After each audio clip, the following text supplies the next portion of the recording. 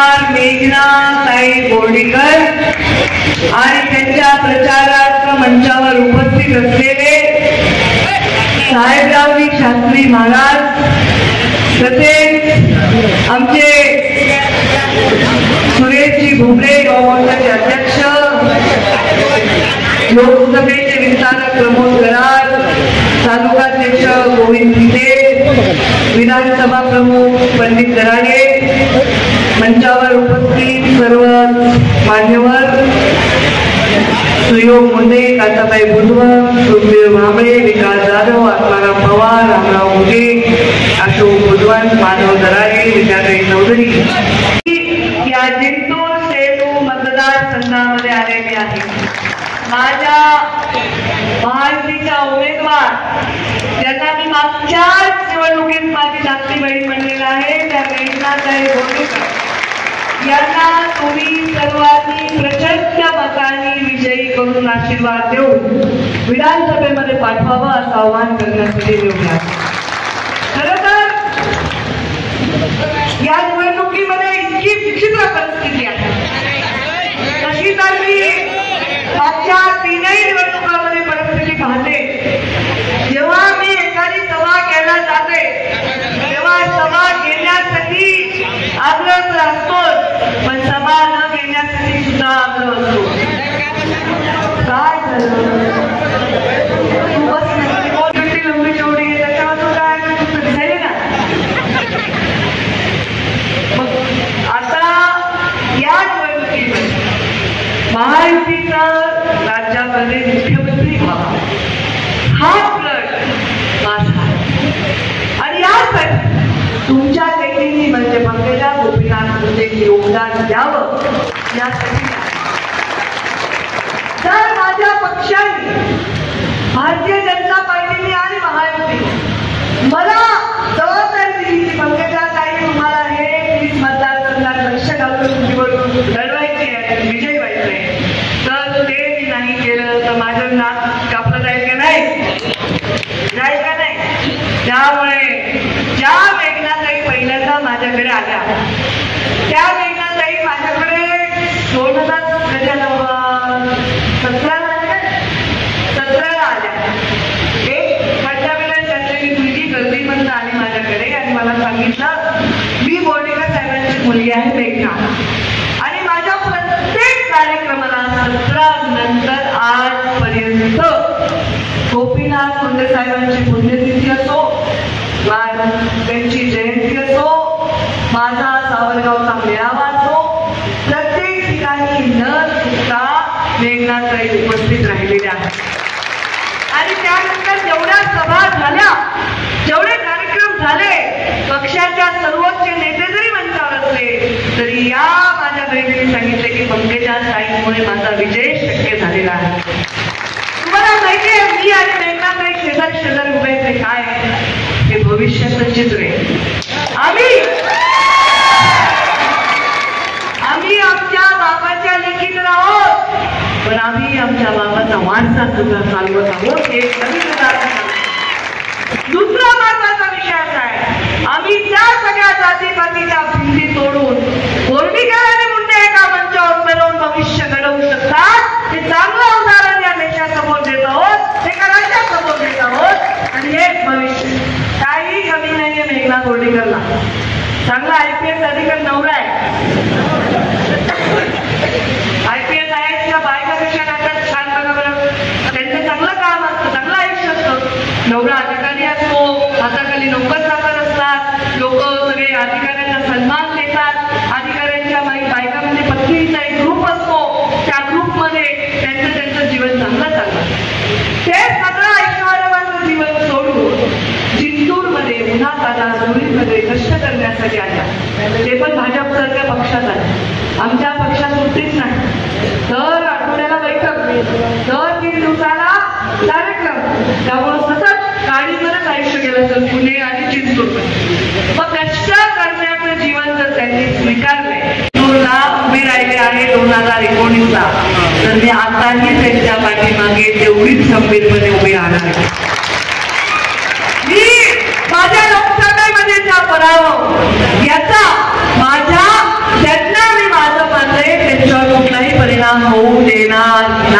2025 नाही. आपला इतिहास जेव्हा लिहिला जाईल तेव्हा गोपीनाथ मुंडे साहेबांचं नाव असं होतं की लोक म्हणायचे हे आमदार खासदार बनवणारी फॅक्टरी. त्यामुळे आपलंही नाव भविष्यात घेतलं गेलं तर पंकजा ताईंच्या आशीर्वादाने एक चांगली मुलगी, एक चांगली स्त्री काम करत आहे. माझा आशीर्वाद याच्यासाठी नाही म्हणत की मी फार मोठी आहे माझ्या जीवावर, मी तिच्यापेक्षा मोठी आहे काय म्हणते, मी तुझा आशीर्वाद नाही देणार का? तसंच त्याच नात्याने मी सांगते की मी त्यांच्यासाठी काम करण्यासाठी, त्यांचा प्रचार करण्यासाठी, त्यांच्यासाठी आपल्या सगळ्यांसमोर हात जोडून विनंती करण्यासाठी. तर का मतदान द्यायचं, का द्यायचं सांगा बरं. या लाडक्या बहिणी सांगतील हे टोपीवाले पाकोटेवाले शेतकरी माणसं माझे वडीलधारी मंडळीचं बसलेच आहेत. नुसता निघाला घोषणा देणारे माझे युवा बांधव पंकजाताई नाच फुलवते, बीजेपीच्या कमळावर नाचते नुसतं डॉलर. पण मी आणखी माय माऊली गपचूप बसते, उघड टकमक जसं कासं वाटतं ना ते डोळ्याने बघत आपल्या लेकराला पोषण देतं. मला वाटतं या राज्यातल्या महिला त्या डोळ्यानेच मला पोषण देतात आणि आशीर्वाद टकमक बघायला खुश आहेत त्या. कारण यावेळी भाऊकी झाली जोरात. किती आले अकाउंट मध्ये? 7,500. किती आले यांच्या अकाउंट मध्ये?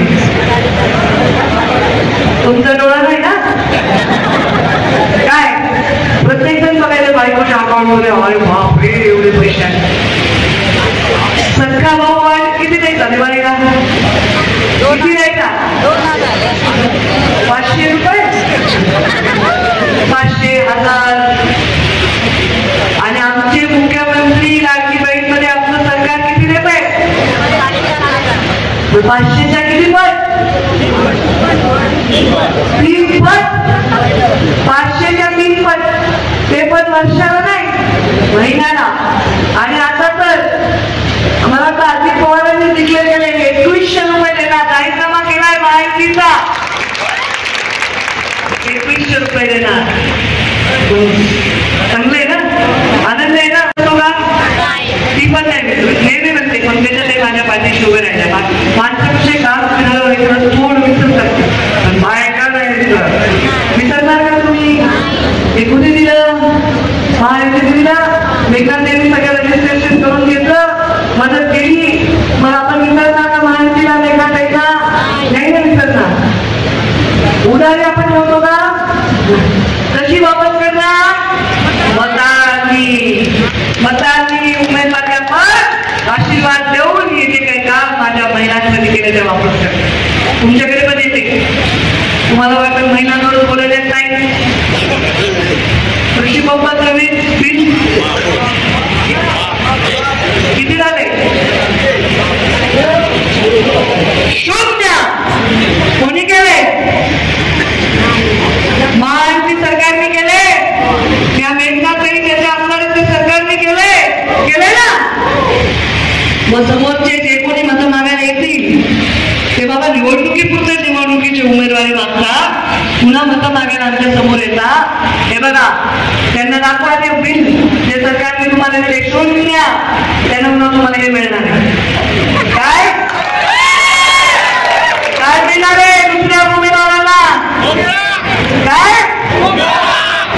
आणि शेतकरी सन्मान तेव्हा आपण भाव वाढवण्यासाठी सरकारसाठी प्रयत्न करू. शिवराज सिंग चौहान यांना बोलली, कृषी मंत्र्यांना बोलली आणि सांगे अरे 10-5 रुपये एखाद्या उद्योगाला सबसिडी कमी करा. आपण माझ्या शेतकऱ्याच्या पिकांना गरीबाचं भलं वाटणार, महिलांची सुरक्षा सन्मान करणार, युवकांच्या हाताला दाब देण्यासाठी सरकार आपल्याला.